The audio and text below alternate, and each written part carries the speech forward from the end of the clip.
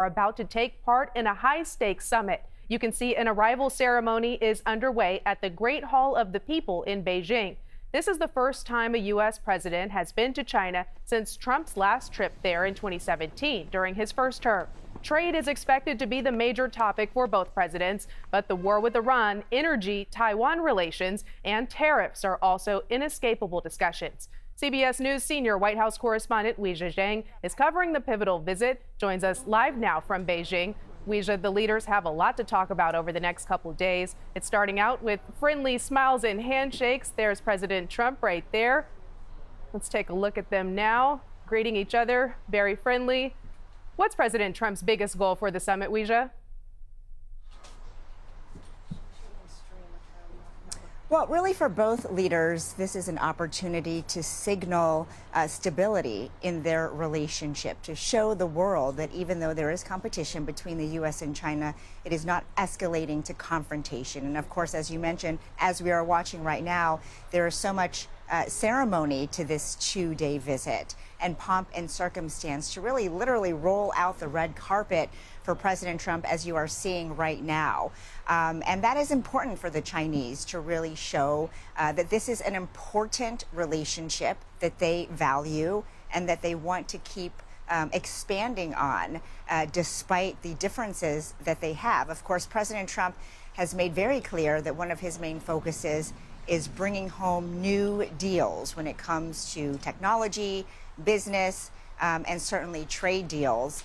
You might remember the last time these two world leaders met back in October, they actually reached a truce that halted a trade deal that was fierce and continued to escalate. And so there could be more on the table there. We know that China is looking for more tariffs relief. And, you know, along with that, there are so many other issues that these two men have to talk about as they greet each other for the first time during this visit, as well as other members of both delegations.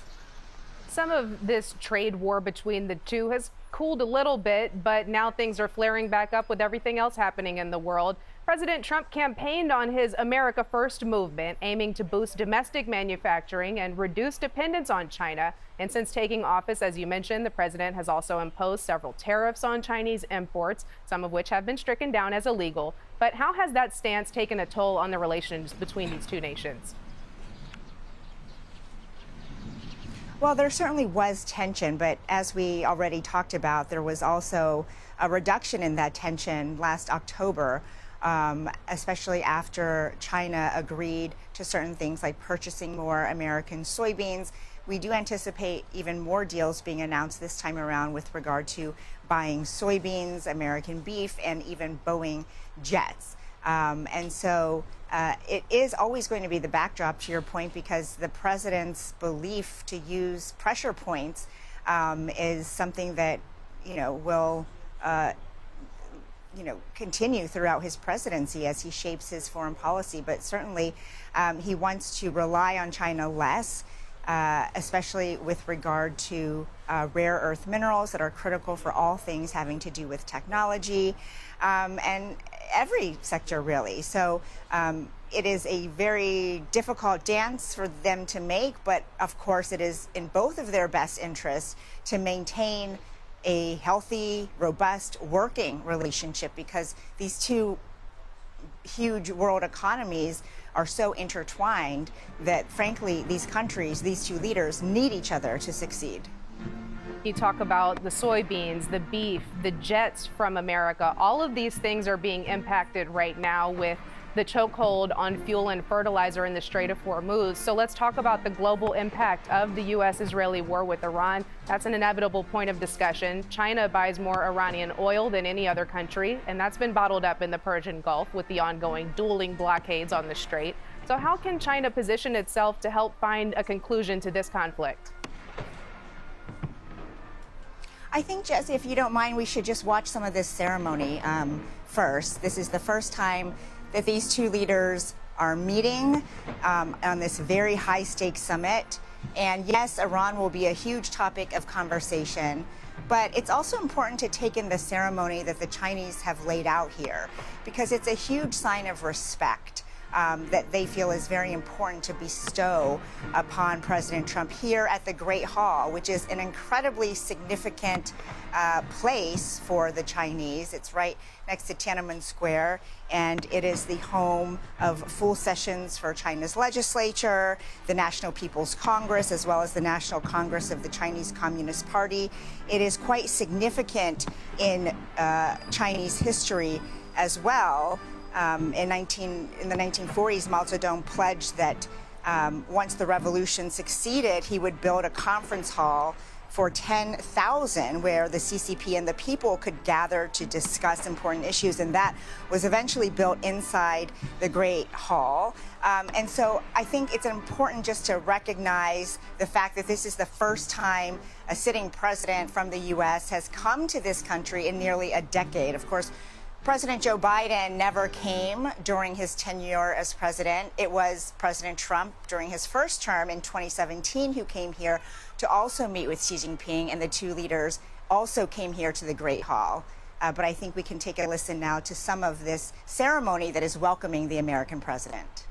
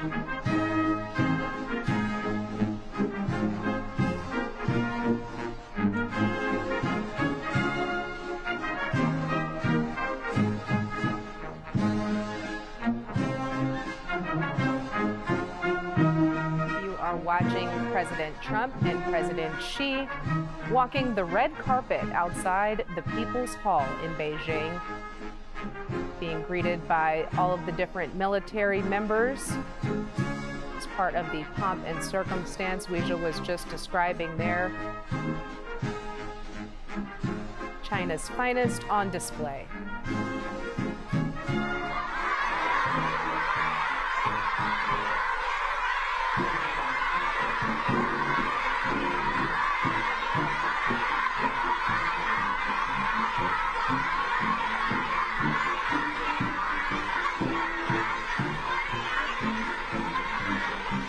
You see those kids there have American flags that they're waving and cheering for President Trump, who obviously enjoying that moment, clapping for their cheers. And we saw children greeting President Trump from his plane as well as he landed with American flags to help greet him, along with the Chinese flag and lots of flowers.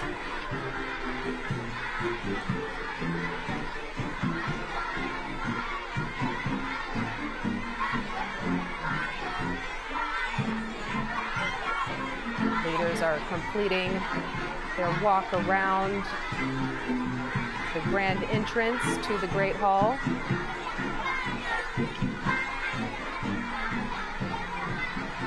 Weijia, walk us through what we've seen so far.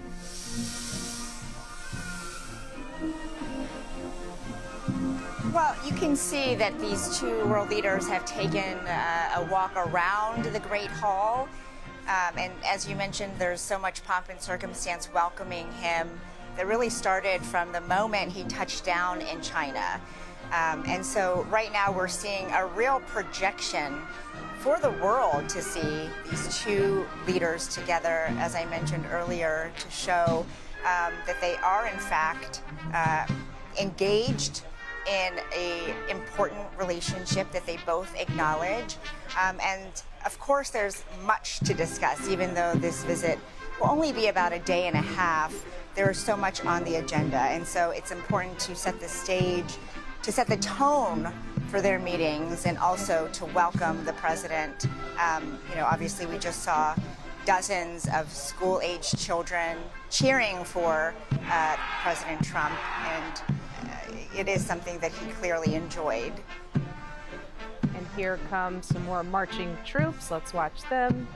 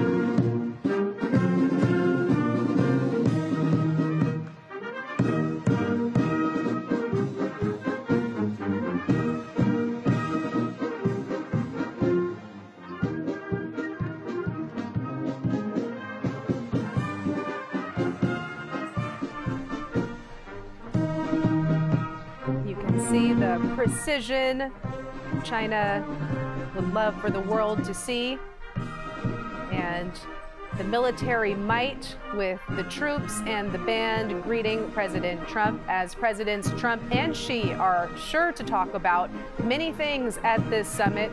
Wei Zhejiang is there covering it all, and it appears the presidents are about to take their official photo before heading into their first set of bilateral talks. So, Weijia, let's go back to what they're going to be talking about here when they go inside. How is China positioning itself as an ally of kind of everybody in the middle of what's going on with the global conflicts right now?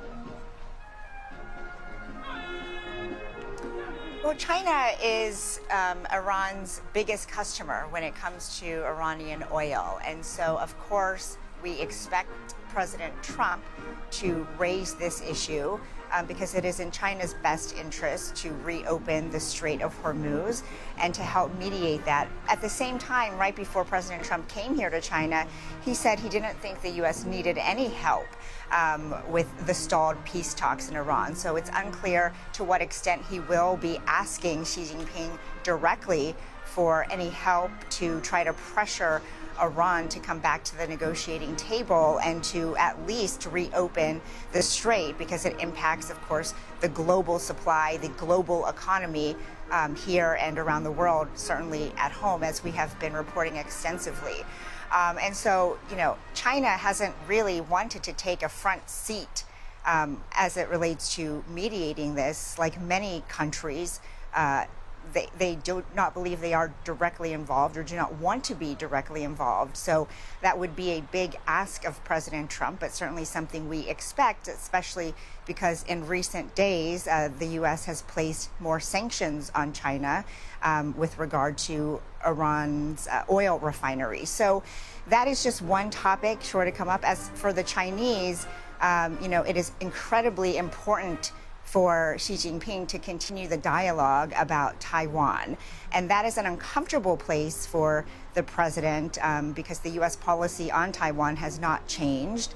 But China would certainly like the U.S. to support it less and to offer less in arms sales, as one example. So those are two sticky topics that, they will have to address. But they have a lot more on the agenda as well. Everything from trade to business, as we talked about earlier. So, it's going to be a very jam-packed session today and another bilateral meeting tomorrow. All of that as our Congress is considering billions of dollars in funding for weapons for Taiwan. Weijia Zhang, thank you so much for being there. We know you will watch every moment that you can as Presidents Xi and Trump head into their first sit-down session of the summit for about an hour and a half of bilateral talks. Weijia will be watching and waiting for any announcements. Senior White House correspondent Weijia Zhang, thank you for being with us and for being there on the ground in Beijing. Our coverage will continue on CBS News 24/7, your local news, and later on CBS Mornings. This has been a CBS News Special Report. I'm Jesse Mitchell in New York.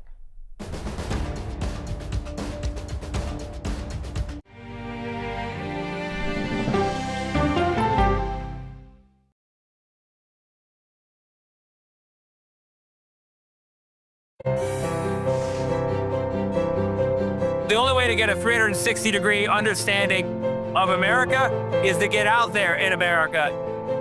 There really is no swing at all when it comes to the priorities of everyday people.